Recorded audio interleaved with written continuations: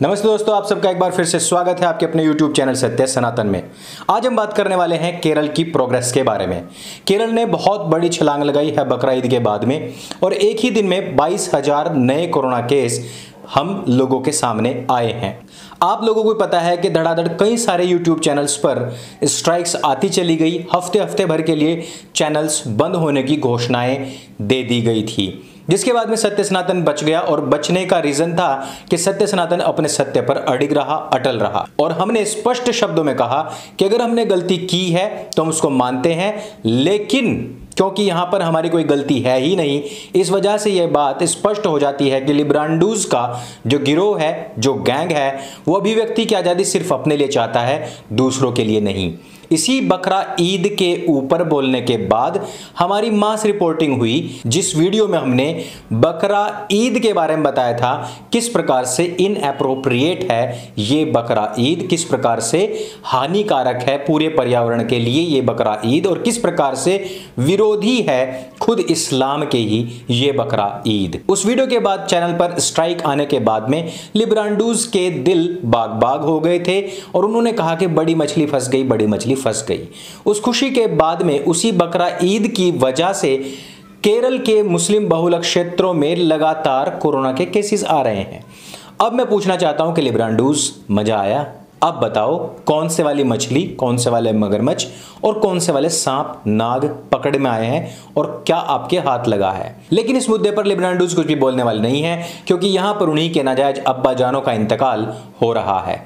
केरल एक ऐसा प्रदेश जिसको हम सबसे ज्यादा पढ़े लिखे प्रदेश के रूप में अपनी स्टूडेंट लाइफ से ही पढ़ते आ रहे हैं। हमको यही बताया गया कि केरल के लोग सबसे ज्यादा शिक्षित हैं और वहां के लोग सबसे ज्यादा पढ़े लिखे हैं। ये वही प्रदेश है जहां पर सड़क पर डाल करके गाय को काटना प्रोग्रेसिव माना जाता है और ये वही प्रदेश है जहां पर मेट्रो मैन ई श्रीधरन को हराना भी प्रोग्रेसिवनेस माना जाता है। यह वही प्रदेश है जहां पर आज भी मुस्लिम लीग जिंदा है और यह वही केरल है जहां पर उत्तर प्रदेश से लात मारकर भगाए हुए एक भोंदू को भी जिता दिया जाता है। यह वही केरल है जिसका ईज ऑफ डूइंग बिजनेस में रैंकिंग वही है जितने की लगभग भारत में राज्य हैं, अर्थात 28 नंबर पर है।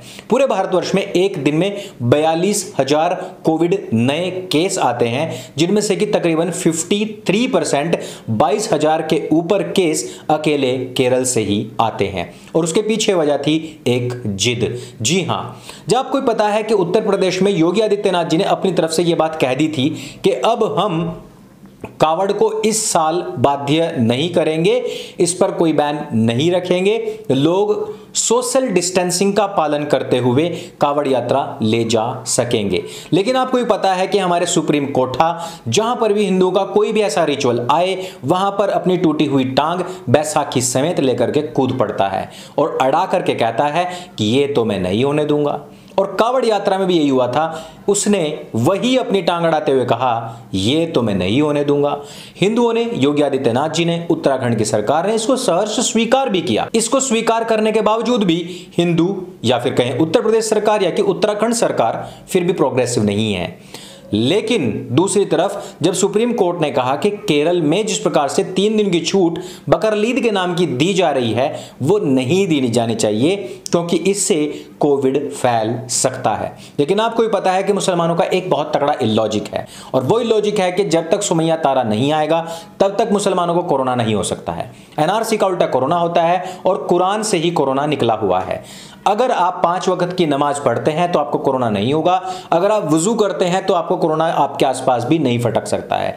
अगर फिर भी कोरोना होता है तो घर में पाली हुई बकरी को किचन में न ले जाकर के बेडरूम में भी ले जा सकते हैं, उससे भी आपका कोरोना ठीक हो सकता है। और दूसरा तरीका यह है, आपने जो कबूतर पाले हुए हैं उनकी जो पोटी होती है उसमें एक झिल्ली होती है, ब्ला ब्ला ब्ला, बहुत सारे तरीके आप लोगों को पता ही होगा, यूट्यूब पर पड़े हुए हैं। अगर आपको फिर भी आराम नहीं हो रहा है तो किताबे हवा हवाई के अनुसार आपकी जो सगी ताई की, चाची की, नानी की, फूफी की, मौसी की जो लड़की हैं, आगे आप समझ ही गए होंगे। तो ये वो सारे तरीके हैं जिससे कि मुसलमान कोरोना को भगा सकते हैं। लेकिन फिर भी केरल में ऐसा क्यों हो गया कि एक ही दिन के अंदर अंदर 22,000 केस आ गए?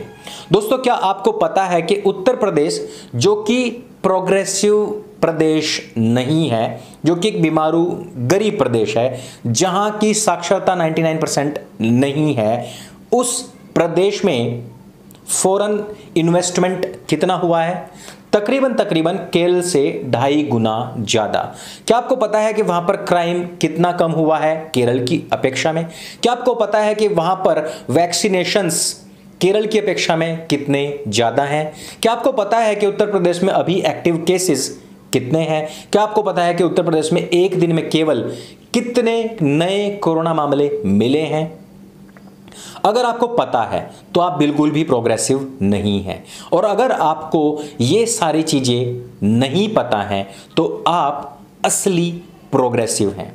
आप ही भारत देश की तरक्की में असली योगदान कर सकते हैं। भारत की तरक्की को कौन रोके हुए है? वो लोग रोके हुए हैं जिन्होंने की इस पेंडेमिक को सही से मैनेज किया है। वो लोग रोके हुए हैं जो सही जानकारी आप लोगों तक पहुंचाते हैं। वो लोग रोके हुए हैं जिन्होंने हमेशा सच का साथ दिया है। अगर आपको यकीन नहीं आता तो नीचे कमेंट में भी जाकर के पढ़ सकते हैं। वो लोग कह रहे हैं, अंकुर आर्य, तेरे जैसे लोगों की वजह से ही हमारे देश की तरक्की नहीं हो रही है। जैसा कि इनके बाप दादाओं ने ही हमारे साइंटिस्ट्स को उठा करके मार्स भेजा हो, और मार्स पर जब कुछ खोज ना हो पाई तो मार्स को उठा करके ये दिल्ली लाए हो, और मार्स के ऊपर से ऐसे यूं उठा करके और उसमें चेक किया हो कि यार कहां पे क्या चीज है। ये वो कौम है।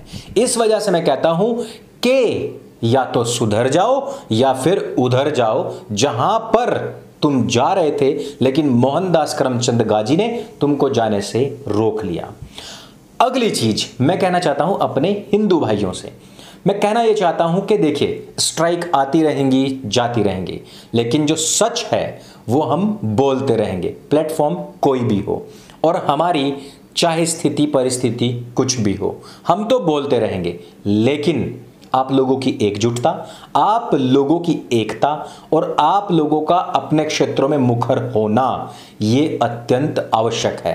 अन्यथा पिछले कई सारे लाइव्स में, कई सारे इंटरव्यूज में मैं ये बात कई बार दोहरा चुका हूं कि अगर हम लोग एक नहीं हुए, हम लोगों ने ये जातिगत भेद अपने बीच से नहीं हटाए, तो हम इसी प्रकार से उन लोगों के शिकार होते रहेंगे जिस प्रकार से एक अच्छा खासा व्यक्ति, अच्छे खासे खानदान का, अच्छे खासे पिता के पुत्र होते हुए भी आज लिब्रांडूस, वामपंथियों, खालिस्तानियों और पाकिस्तानी एजेंट्स के बीच में फंस करके रो रहा है, दहाड़ रहा है।